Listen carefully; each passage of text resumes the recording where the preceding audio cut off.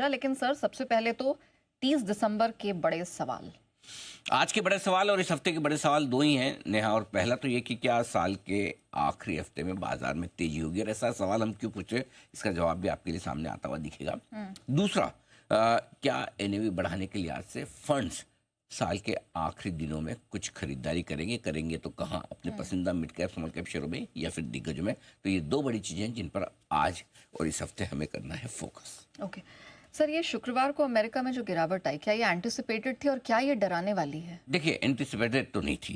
इतनी गिरावट आएगी ये तो नहीं सोचा था, क्योंकि आप देखिए 350 पॉइंट 333 पॉइंट के आसपास डाउ, 300 पॉइंट नैस्डैक घटना। गिरावट तो अच्छी वाली थी, छोटी नहीं थी। वो भी है कि निचले हिस्सों से रिकवर होकर आप इतना कमज़ोर बंद हुए।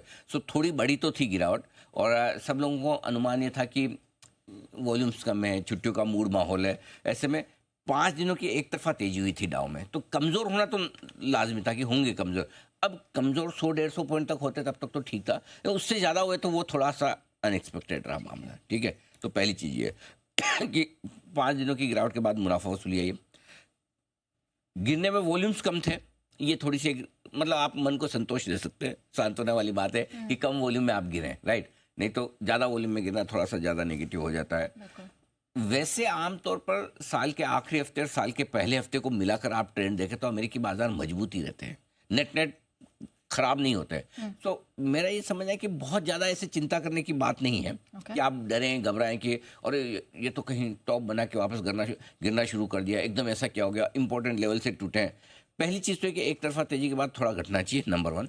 नंबर 2, 20 जनवरी को ट्रम्प साहब बैठेंगे कुर्सी पे, प्रेसिडेंट बनेंगे। ठीक है, मुझे तब तक तो बड़ी मंदी नहीं दिखती, कुछ ऐसी बड़ी गिरावट का डर नहीं है। मंदी तो क्या, मंदी बोलने ही गलत, मंदी तो ठीक शब्द सही नहीं है। बड़ी गिरावट का डर तब तक नहीं है जब तक वो कुर्सी पे नहीं बैठेंगे। उसके बाद वो क्या कहते हैं क्या करते हैं उसके हिसाब से मार्केट चलेगा। ठीक है ना। सो 20 जनवरी तक आपको ऐसा कोई बड़ी टेंशन अमेरिका आपको नहीं देगा, ऐसा मेरा मानना है।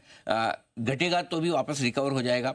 1000 पॉइंट डाउ घट गया तो वापस बढ़ भी जाएगा, ऐसा कोई बड़ी बात नहीं है। और 500-1000 पॉइंट घटना इन लेवल्स के आसपास कोई बहुत बड़ी चीज़ नहीं। 500-1000 पॉइंट मतलब 2-2.5% होता है। तो 2-2.5% तो क्या है, मार्केट कभी भी किसी एक हफ्ते में 2-2.5% का मुंह आना बड़ी चीज़ तो नहीं है, राइट। सो मुझे लगता है कि ऐसा तब तक कोई ऐसा बड़ी गिरावट का डर नहीं है। हाँ, एक डेवलपमेंट जो हो रहा है अमेरिका में वो हमारे लिए बहुत अच्छा है। इस वीकेंड पर वहाँ पे बड़ी चर्चाएं तेज हुई है H1B वीज़ा को लेकर। और काफ़ी लोग ट्रम्प के यार दोस्त जो है वो ये मानने कि हमें बहुत ज़्यादा इस पर कड़क होने की ज़रूरत नहीं है। कि जो बाहर से कंपनियां अपने एम्प्लॉय भेजती है अमेरिका में और वो वहाँ पर आकर काम करते हैं, या बाहर से काफ़ी प्रोफेशनल आके काम के लिए अमेरिका में वीज़ा लेते हैं, उनके वीज़ा के नियमों को कड़क किया जाए। बेसिकली क्या है, अमेरिका की समस्या है वो 20 लाख लोग जो इलीगल तरीके से अमेरिका में रह रहे हैं, काम कर रहे हैं।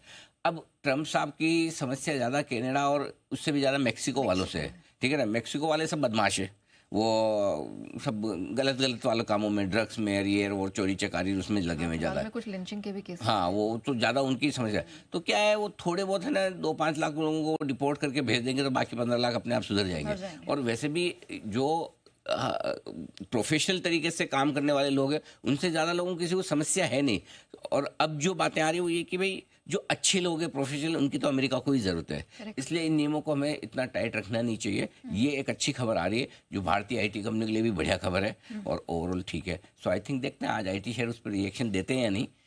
एक तरफ नैस्डैक की कमजोरी है, दूसरी तरफ आपका ये एक अच्छी खबर है। सो ओवरऑल अमेरिका से मुझे लगता है कि हल्की फुल्की प्रॉफिट बुकिंग है, कोई खास चिंता की बात नहीं। ठीक है, चलिए तो हम इस स्पेस पे नज़र रखेंगे।